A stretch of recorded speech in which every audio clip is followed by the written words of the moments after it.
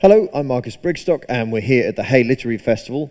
I'm here with Richard and David from the National Grid and the Department for Energy and Climate Change, and we have just done a session with the Hay audience looking at energy consumption using the Dept 2050 calculator.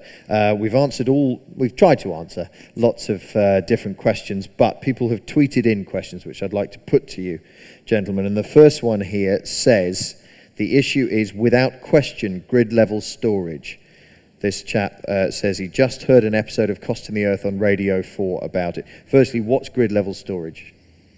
Well, I'll kick off. I mean, grid level storage is big stuff. I mean, the typical kind of thing is the Norwich Power Station, which is in North Wales. This is a big pumped hydro power station with a lake up the mountain, a lake at the bottom of the mountain, let the water through, generate electricity. When you've got surplus of electricity, pump the water back up to the top of the lake again. So big technology. Yeah. At the moment we've got 4 of those in the UK, and the total energy they can store is enough to keep the whole of the electricity system going for about 3/4 of an hour.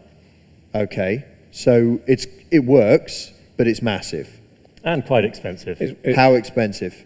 More expensive than anything else. So typically in grid terms, we use 4 things to balance the grid. We move the thermal power generation, the coal and the gas, up and down in its output. Yep. We ask demand to either increase or drop off a little bit. And we use connections and links to France and the rest of Northwest Europe.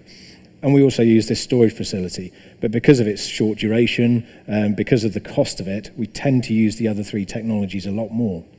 Okay. But we could have more of it, and in a future, if we did have lots of wind on the system, which is something that many people in the audience voted for, you'll have periods when suddenly there's not much wind for a day or for 5 days at a time.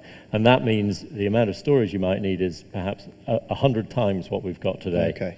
Well, just while we're on it, talking about wind, the Hay audience here, quite surprisingly, were strongly in favour of making good use of wind.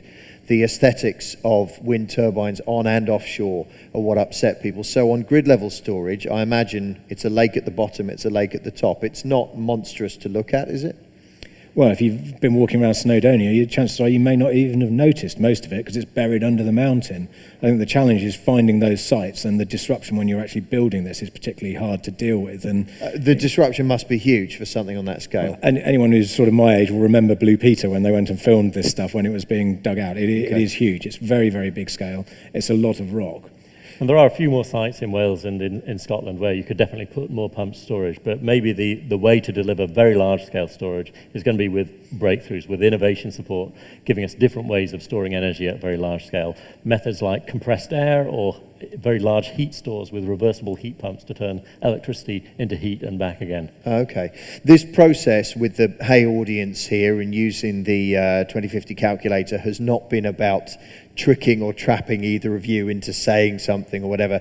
So I'm going to ask, do you see grid level storage as part of the solution yourselves, but you're not speaking on behalf of your departments here? Absolutely it can be part of the solution, but the key is bringing the cost down, and it could be part of the solution either by lots of small devices spread in any number of locations, or it could be several small, big scale devices sitting there. So I don't think we need a big or a small thing around storage. What we need is the price of storage to come down for it to be fully viable. I see. But it works well in tandem with things like wind power, though, because you end up with surplus and dropping off. Yeah, absolutely. Yes, if you want to have a lot of wind and a lot of solar on the system, you're going to need some breakthroughs in storage. Yeah.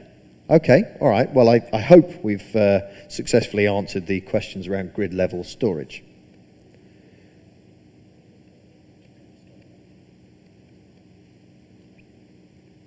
Cool, thank you. Everything happy? Yeah? Hit 4 minutes on that, so it's brilliant. Okay. We're going to have a quick look at yours at your end and see. Okay. These will be linked together, so you don't need the intro on each one, right? We're doing this 3 separate actions, but I don't think we need to do as long. The next one could be more. Fine.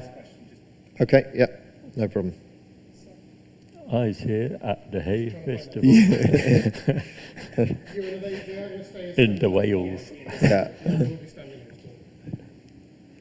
Yeah, so we need an intro, yeah. Okay, fine, yeah. Just a short one. Sure, yeah. Everybody happy? Yeah? Still rolling?